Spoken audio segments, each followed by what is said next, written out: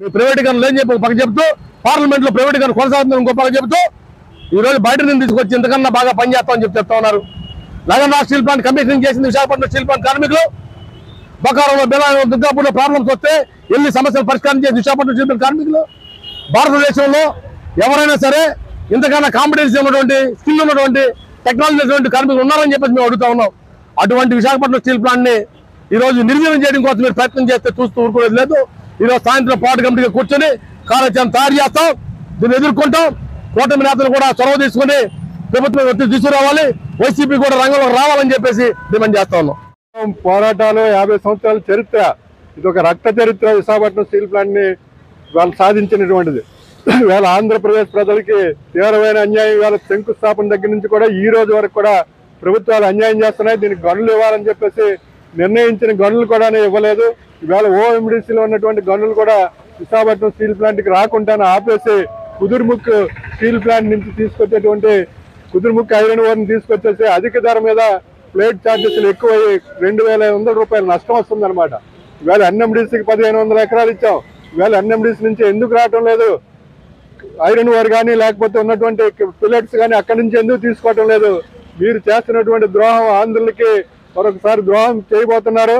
ఇవాళ అమరావతి లేదు, లేకపోతే ఇంకో పోలవరం పేరు మీద విశాఖ ఉక్కు కర్మాగారాన్ని ఇవాళ 10,000 మంది కాంట్రాక్ట్ కార్మికుల్ని పర్మనెంట్ కార్మికుల్ని స్థానికంగా ఉపాధి పోయింది లక్షలాది మందికి అనమాట. ఇవాళ ఎక్కడ చూసినా విశాఖ నగరంలోనే 2 let per sale. ఎందుకు విశాఖపట్నం స్టీల్ ప్లాంట్ ని నువ్వు ప్రైవేటీకరణ చేస్తున్నావు, దీన్ని మూసేస్తున్నావు అని చెప్పేసి తరలిపోతున్నారు, వలస వెళ్ళిపోతున్నారు. ఈ సమస్యను మీకు రాష్ట్ర ప్రభుత్వానికి అర్థం కావటం లేదా? అర్థమయ్యేలాగా మీరు ఒకసారి మరో పునరాలోచించండి. ప్యాకేజీ పేరు మీద విశాఖపట్నం స్టీల్ ప్లాంట్ మీద ప్రభుత్వ రంగంలో ఉంచుతా ఉంటారు అనమాట.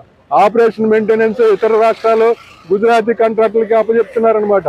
ఇవాళ రా మెటీరియల్ 3 BFలు నడుపుతామని చెప్పేసి 3 BFలకి సరిపడే రా మెటీరియల్ ఎన్ఎండిసి నుంచి 1,500 ఎకరాలు ఇచ్చి కూడా ఎన్ఎండిసి నుంచి తీసుకోకుండా బయట వారి నుంచి కొని విశాఖపట్నం స్టీల్ ప్లాంట్ ని నష్టం పెట్టి ఇవాళ మళ్ళీ ఈఓఐని పెట్టి ఆంధ్రులు ఎవరికి కూడా ఉపాధి లేకుండాను దెబ్బ కొడుతున్నావు. అది మేము సహించేది లేదు. మేము దీన్ని పోరాటం అనేది గతంలో కూడా నువ్వు 90 ఏళ్ళలో విశాఖ ఉక్కు కర్మాగారంలో పవర్ ప్లాంట్ ని ఎంఎంఎస్ఎం ని ఏఎస్పీని అమ్మేస్తాం, ప్రైవేట్ వాడికి ఇచ్చేస్తామని చెప్పారన్నమాట. ఆ రోజు కూడా పోరాడాం. ఈ రోజు కూడాను ఆంధ్రప్రదేశ్ కార్మిక వర్గం పోరాడుతుంది. దీన్ని మీరు యొక్క ఆలోచన విధానాన్ని ఎన్డీఏ కూటమి ఆలోచన విధానం మార్చుకోకపోతే మటుకు ఇది రాష్ట్ర వ్యాప్తంగా మరొక ఉద్యమంకి ముందు ఉంటుందని చెప్పేసి ఉద్యమాలు మీరు అంతలేరని చెప్పేసి కూడా నేను హెచ్చరిస్తున్నాను. విశాఖ ఉక్కు ప్రభుత్వ రంగంలో కొనసాగించాలని చెప్పి 5 సంవత్సరాలుగా పెద్ద ఎత్తున ఉక్కు కార్మికులు, నిర్వాసితులు, కార్మిక సంఘాలు, ప్రజా సంఘాలు, మరి రాష్ట్రంలో ఉన్న తెలుగు ప్రజలందరూ పెద్ద ఎత్తున పోరాడుతున్నప్పటికీ కేంద్ర ప్రభుత్వం విశాఖపట్నం స్టీల్ ప్లాంట్ అమ్మడానికి ఆ నిర్ణయాన్ని వెనక్కి తీసుకోలేదని చెప్పి మరి వర్షాకాలం పార్లమెంట్ సమావేశంలో సాక్షిగా మరి స్టీల్ మంత్రి గారు చెప్పడం చాలా దురదృష్టకరమైంది. దాన్ని మేము పూర్తిగా ఖండిస్తున్నాం. మరి దాని సందర్భంగానే నిన్న ఆదివారం నాడు 32 యూనిట్లని ప్రైవేటీకరణ చేస్తూ ఆపరేషన్ మెయింటెనెన్స్ ఈఓఐ అనేది రిలీజ్ చేశారు. ఎక్స్ప్రెషన్ ఆఫ్ ఇంట్రెస్ట్ ఈ స్టీల్ ప్లాంట్ యూనిట్లన్నీ కూడా మీరు మెయింటైన్ చేయడానికి మీరు టెండర్లు వేయండి అని చెప్పి, ఇప్పుడేమో ఒక పక్క మ్యాన్ పవర్ ఎక్కువ అయిపోయిందని చెప్పి 10,000 మంది కార్మికుల్ని రోడ్డు మీద పెట్టి మళ్ళా ఈఓఐ రిలీజ్ చేసి బీహార్ నుంచో, ఒరిస్సా నుంచో, జార్ఖండ్ నుంచో, గుజరాత్ నుంచో మరి కార్మికులు తీసుకొచ్చి పని చేయించుకోవడానికి యాజమాన్యం కుట్ర పన్నింది. దయచేసి ఇక్కడ ప్రజాప్రతినిధులు మేము అడుగుతున్నాం, ఎన్నికల ముందు మీరు హామీ ఇచ్చారు విశాఖపట్నం స్టీల్ ప్లాంట్ కాపాడుతామని. దాని ద్వారాగానే కార్మికులు కానీ ప్రజలు నమ్మి ఈ రోజు ఎక్కడా లేని భారీ మెజార్టీ విశాఖపట్నం ఉమ్మడి జిల్లాలో అందరు ఎమ్మెల్యేలకు ఇచ్చారు అంటే దానికి కారణం స్టీల్ ప్లాంట్ ఉద్యమం. ఆ ఉద్యమాన్ని మీరు వాడుకున్నారు, ఈ స్టీల్ ప్లాంట్ కాపాడుతా ఉన్నారు. కానీ 10,000 మంది కార్మికులు రోడ్డును పెడితే మీరు స్పందించలేదు. స్థానిక ఎమ్మెల్యే గారు కానీ, ఎంపీ గారు కానీ, మిగతా ప్రజాప్రతినిధులు కానీ ఎందుకు మీరు ఈ యొక్క నిర్వాసితులకు అన్యాయం చేస్తున్నారు?